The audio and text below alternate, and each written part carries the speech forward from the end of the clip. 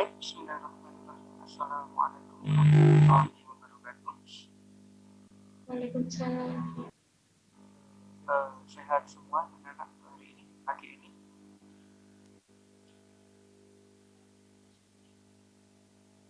Alhamdulillah kalau sehat. Alhamdulillah hari ini kita bisa ketemu kembali di kegiatan pembelajaran kimia di kelas 1. Insyaallah hari ini adalah pertemuan ke-8 kita. Semoga kemudahan keberkahan tetap diberikan Allah kepada kita semuanya dan dimudahkan untuk belajar hari ini. Baik anak-anak, hari ini kita akan masuk di materi baru insyaallah. Sambil menunggu teman kita yang belum datang, dan cek dulu kehadirannya yang selanjutnya. Adinda, Hasna, ada? Adinda, Hasna, oke. Afrianto, Hadir. Aiman, Hadir. Alfi, Hadir. Aprita, Hadir. Bella, Hadir. Calvin, Hadir. Cantika, Hadir. Devi, Hadir. Dewanti, Hadir. Elvaras, Hadir. Faiza Alia, Hadir. Faiza Maharani, Hadir. Kale, Hadir. Gladys, Hadir. Kalisha, Kalisa mati lampu katanya. Abian, Hadir. Aldis, Hadir. Irfan, Hadir. Aziro, Hadir. Nathan, Hadir. Naufal, Hadir. Raditya, Hadir. Randika, Hadir. Rifki, Hadir. Salman, Hadir. Cecilia, Hadir. Yes, Tiara, Hadir. Widya, Saya. Yasmin, Hadir. Yoga, Hadir. Zatria. Hadir. Nah, nanti tinggal satu ya yang belum masuk Kalisha. Baik anak-anak, insyaallah hari ini kita akan masuk di bab baru, tapi tidak kita awali dari awal sekali bab baru itu, karena sebagian sudah sempat kita bahas di bab sebelumnya. Jadi hari ini ada yang mengulang, ada yang ditambahkan sesuatu yang baru. Sudah coba sudah Sudah. Nah, hari ini kita akan masuk di bab yang ketiga, judulnya adalah sistem periodik unsur. Anak-anak pasti sudah tahu ya, sistem periodik unsur yang dipakai di kimia itu. Nah, ada dua subtopik yang akan kita pelajari, yaitu perkembangan sistem periodik dan sifat unsur serta sifat periodik unsur. Untuk bagian yang pertama, itu bukan materi wajib, jadi tidak kita bahas langsung di kelas karena kita langsung di modul. Karena di kurikulum terbaru ini masuk di materi apa ya, materi minor, jadi tidak bisa disampaikan di kelas. Tapi untuk yang ini wajib disampaikan di kelas. Tapi kita pahami sekilas saja yang bagian saya, sekilas saja. Yang pertama yaitu perkembangan sistem periodik. Itu ada dua bagian, yaitu sistem periodik sebelum modern dan sistem periodik modern. Kalau sebelum modern ada 6 tabel yang pernah dibuat. Yang pertama adalah logam dan non Lavoisier, dibagi Wilhelm Brenner, hingga dibuat oleh Lothar Meyer. Lothar Meyer ini yang mengawali terbentuknya sistem periodik modern. Nah, untuk logam dan non-logam pertama kali dikenal di Arab, Mesir, Persia ini termasuk Iran dan Irak, gitu ya. Jadi ilmunya itu pertama kali berkembang itu di dunia Arab. Ya, awal Islam berdiri, ilmu kimia sudah berkembang di sana. Unsur-unsur sama ahli kimia Muslim itu dikelompokkan jadi dua, yaitu unsur logam dan unsur non-logam. Ada non-logam dan di sini ada unsur non-logam. Ini awal sekali pengelompokan. Kemudian berkembang di tahap selanjutnya, yaitu dibuat oleh Lavoisier.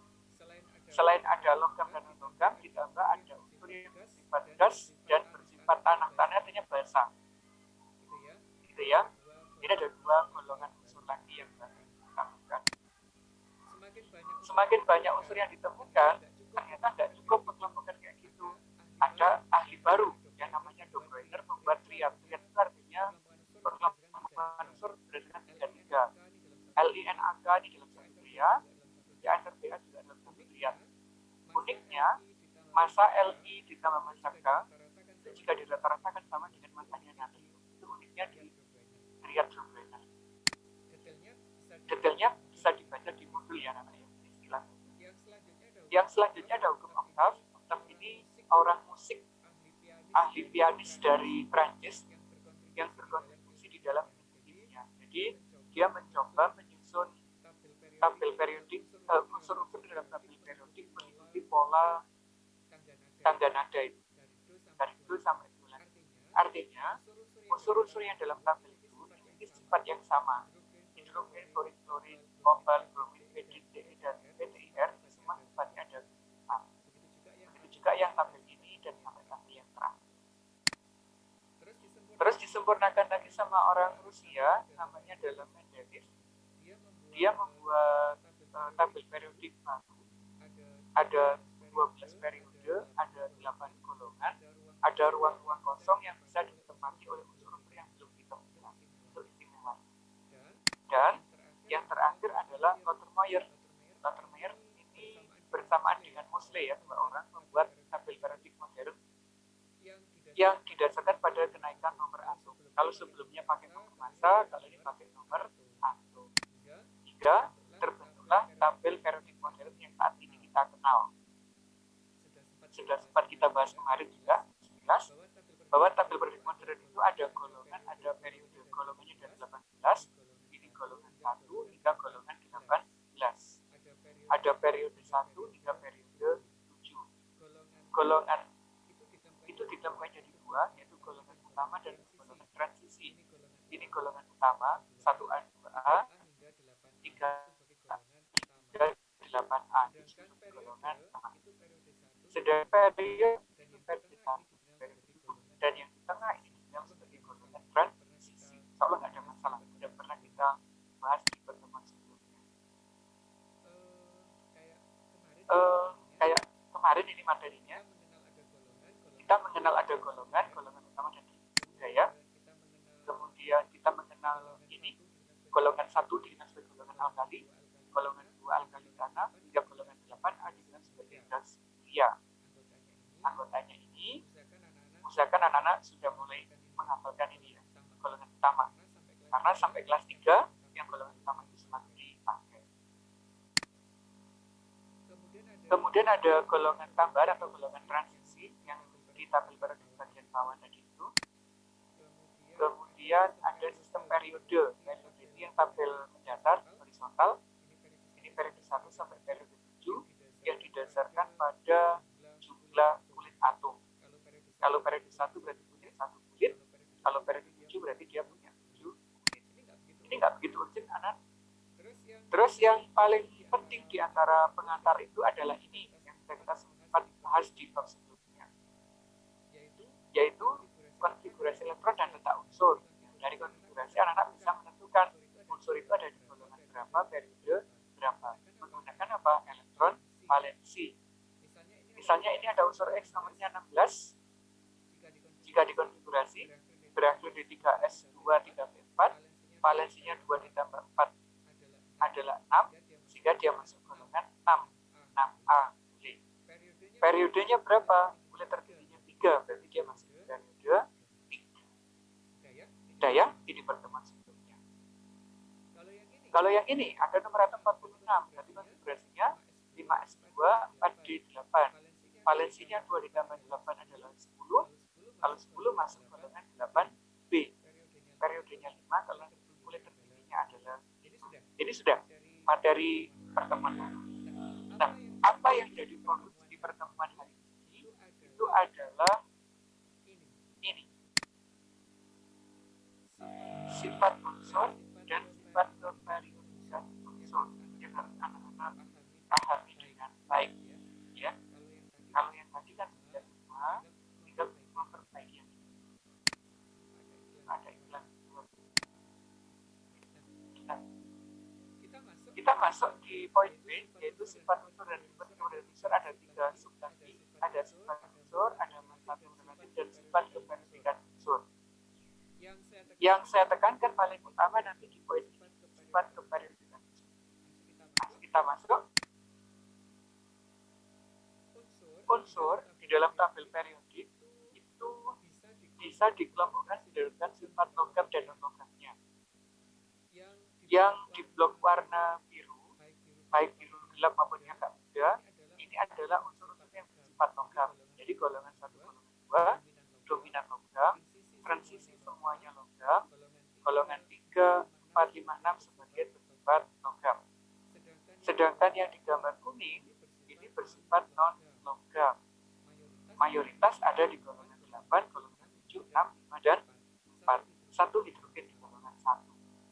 Sedangkan unsur-unsur yang berwarna hijau, yang di blok hijau, ini adalah unsur peralihan. Unsur, apa ya namanya ya? Metaloid. Peralihan antara logam dan non-logam. Sedikit unsurnya, boron, silikon, germanium, arsen, antimon, dan telurium. Bagaimana sifatnya? Sifatnya juga sama di antara logam dan non-logam. Kayak nanti seperti ini. Kalau dia ketemu logam, unsur-unsur ini cenderung sebagai logam.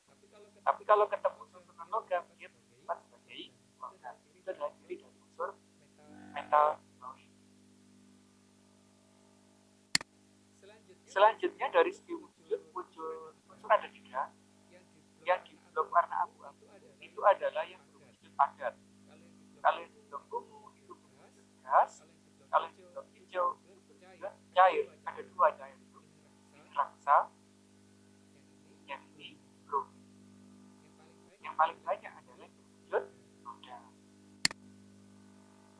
Nah, unsur-unsur yang terletak dalam satu golongan itu ternyata memiliki kemiripan, karena pengelompokan golongan itu berdasarkan kemiripan sifat. Misalnya unsur golongan 1A semuanya bersifat logam, kecuali hidrogen ya, reaktif terhadap air dan sebagainya. Golongan 2 juga sama, punya sifat kemiripan, 7 juga sama, dan 8 juga sama. AR dan MR ini diperkuat di semester 2, kita tidak asal membahas lebih jauh, yang kita detailkan ini aja, yaitu sifat keperiodikan unsur. Jadi target saya hari ini bagian aja anak ini. Yang awal tadi hanya introduction saja.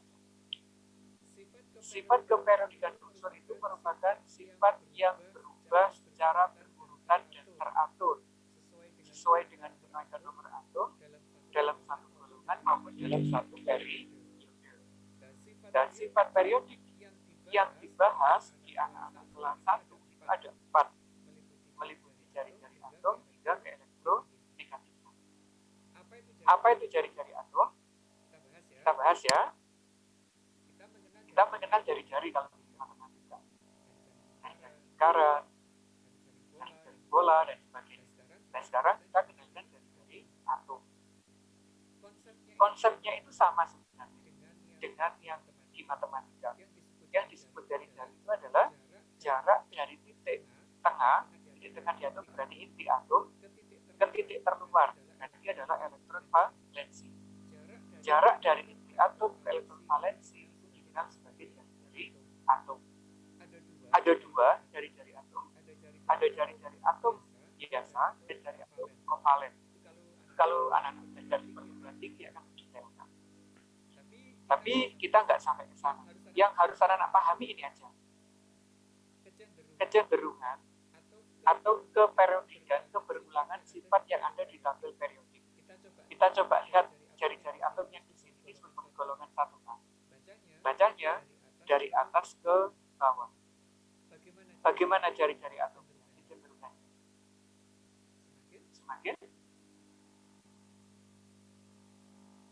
semakin besar.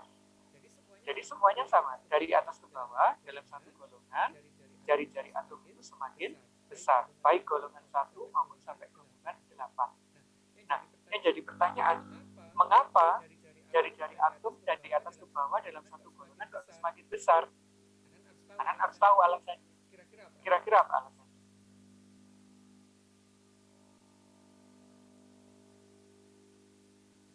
Ada yang tahu? Jawabannya sederhana. Unsur hidrogen paling atas kan dia di periode berapa? Ini di periode 1. Berarti punya kulit atom sebanyak berapa dia? Punya 1 kulit. Li ada di periode 2. Punya berapa kulit berarti dia? 2. Kalau CS ada di periode berapa? 1, 2, 3, 4, 5, 6. Periode 6. Berarti dia punya berapa kulit? Punya 6. Jadi otomatis dari atas ke bawah itu kan jumlah kulitnya semakin banyak. Kalau jumlah kulitnya semakin banyak, otomatis jari-jarinya semakin besar. Itu alasannya. Gampang ya? Jadi didasarkan pada jumlah kulitnya dalam satu golongan. Bagaimana kalau dalam satu periode itu bacanya dari kiri ke kanan? Kalau golongan dari atas ke bawah. Kalau dari kiri ke kanan, jari-jari atom cenderung makin apa ini? Makin kecil. Ayo, penjelasannya gimana untuk satu periode?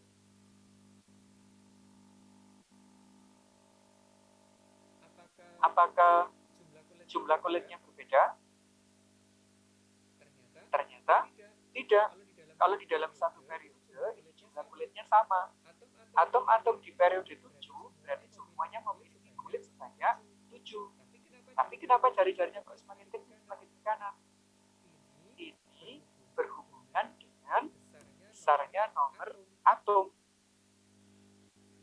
Ini nomor atomnya 1. Ini nomor atomnya 2. Jari-jarinya lebih besar yang nomor atom. Kenapa? Semakin besar nomor atom, jumlah proton di dalam inti itu semakin banyak.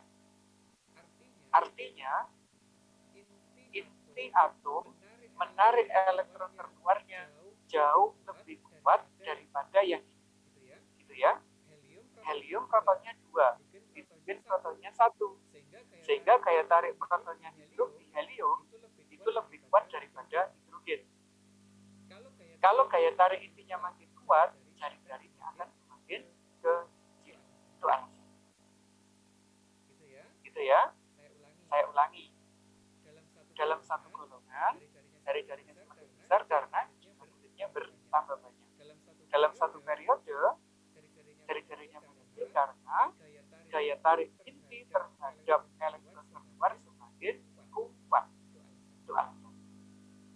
Bisa dipahami ya? Jari-jari. Ada pertanyaan dulu mungkin sebelum kita lanjutkan ke sifat berikutnya?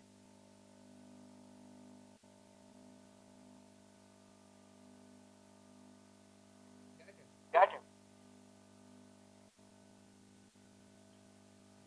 Alhamdulillah kalau nggak ada. Saya lanjutkan yang kedua kalau gitu. Sifat yang kedua, yaitu energi ionisasi. Apa energi ionisasi? Yaitu energi minimum yang diperlukan oleh atom netral gas untuk melepas satu elektron.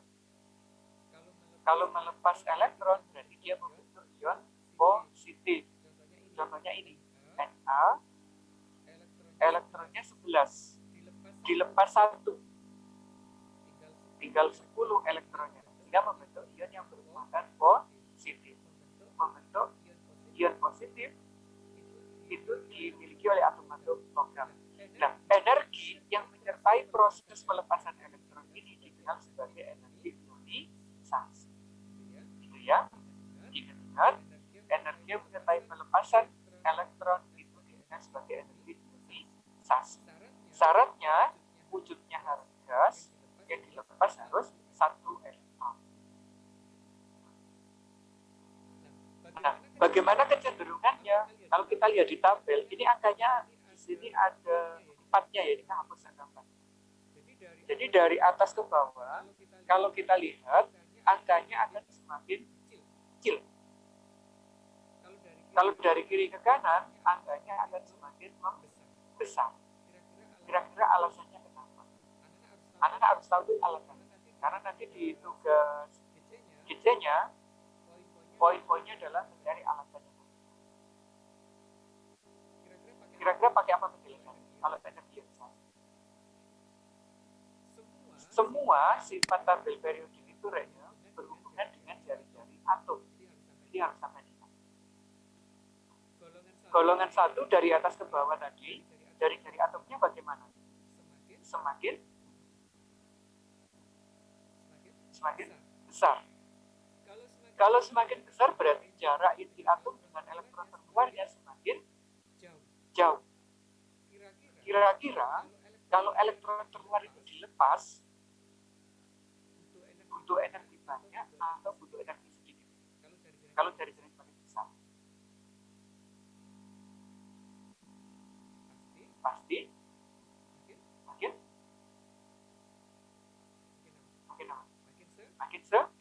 sedikit. Analoginya gini. Apa ya? Misalnya ini wes.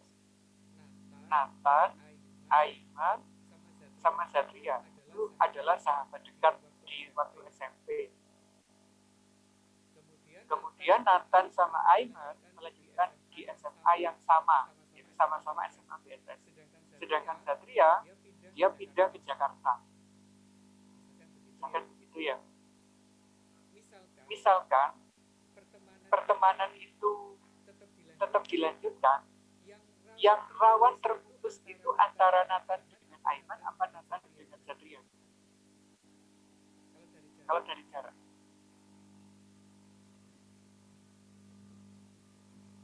Nathan dengan Zatria. Kenapa kok begitu? Karena jaraknya sangat berjauhan, gitu kan ya. Nah, di atom itu juga sama kayak gitu, Mas. Nathan ibaratnya sebagai inti atom, Aiman sama Zatria itu sebagai elektron terluarnya. Aiman dekat jaraknya, tapi Zatria jauh. Jadi untuk melepas Zatria itu lebih mudah daripada melepas Aiman, sehingga energinya lebih kecil. Artinya, jika jari-jarinya semakin besar, energi ionisasinya semakin kecil. Karena energi untuk melepas elektronnya semakin kecil. Itu penjelasan. Jadi dihubungkan dengan apa? Dengan jari-jari. Nah, kebalikannya, kalau dalam satu periode bagaimana? Dari kiri ke kanan, jari-jarinya tadi bagaimana? Semakin kecil.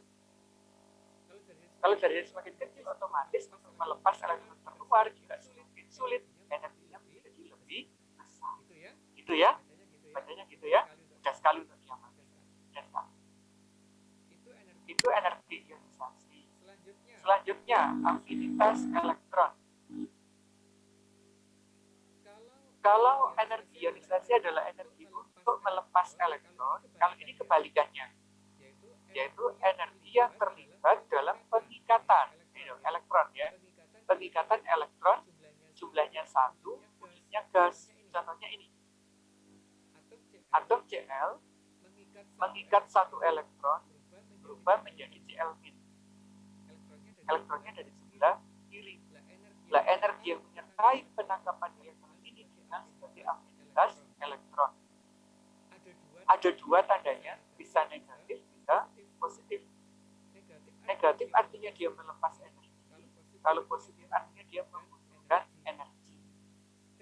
Kecenderungannya sama, dari atas ke bawah cenderung turun, karena berhubungan dengan jari-jari kayak tadi. Semakin besar jari-jarinya, berarti untuk menangkap elektron pasti jauh lebih sulit. Itu alasannya ya. Jadi kemungkinannya makin kecil. Kalau di dalam satu periode bagaimana? Makin membesar. Karena jari-jari atomnya semakin kecil, berarti kemungkinan untuk menarik elektron itu semakin mudah. Itu penjelasan. Ada pertanyaan?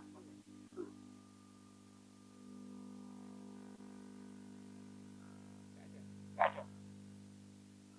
Alhamdulillah kalau nggak ada. Terakhir, nah ini terakhir, yaitu elektronegatifan. Hati-hati, biasanya anak-anak tertukar menjelaskan afinitas dengan keelektronegatifan. Kalau afinitas tadi adalah saat menarik satu elektron. Kalau keelektronegatifan apa? Kecenderungan suatu unsur untuk menarik pasangan. Berarti elektronnya ada berapa kalau pasangan itu? Ada dua. Saat terjadinya ikatan kimia. Jadi syaratnya harus ada ikatan kimia. Kalau yang afinitas tidak. Yang penting atom mengikat elektron itu afinitas. Kalau ini elektronnya harus dua karena sepasang dan saat berikatan kimia. Contohnya ini. Ada atom A dan B berikatan, ada 3 model posisi elektronnya nanti. Ini ada di tengah-tengah. A, B berikatan, elektronnya di tengah-tengah. Kalau yang ini mendekati A, kalau ini mendekati B. Artinya apa kalau seperti ini? Jika elektronnya ada di tengah-tengah, berarti kemampuan A dan B dalam menarik pasangan elektron itu sama. Kalau ini, berarti yang lebih kuat siapa? Yang A. Kalau ini yang lebih kuat berarti yang B. Kalau masuk di bab 3, yang kemampuannya sama akan membentuk senyawa yang bersifat non-polar. Gitu. Kalau yang berbeda begini, akan membentuk molekul yang bersifat polar. Lanjutannya di bab selanjutnya. Nah, keelektronegatifan itu pakai skala namanya skala Pauling, dari atas ke bawah semakin kecil, dari kiri ke kanan semakin besar. Penjelasannya sama kayak tadi, berhubungan dengan jari-jari atom. Dari atas ke bawah semakin besar jari-jari atom berarti sulit untuk menarik pasangan elektron ikatan. Kalau dari kiri ke kanan semakin besar, semakin kecil jari-jari atomnya, semakin mudah untuk menarik pasangan elektron ikatan. Jadi, untuk menjelaskan sifat periodik ini, konsep yang selalu digunakan adalah konsep jari-jari. Selesai ya, anak-anak? Ada pertanyaan kira-kira? Ambil sedikit.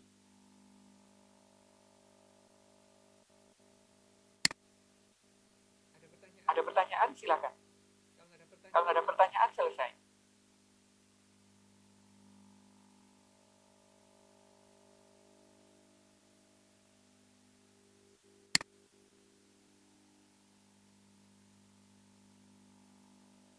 Apa selesai aja?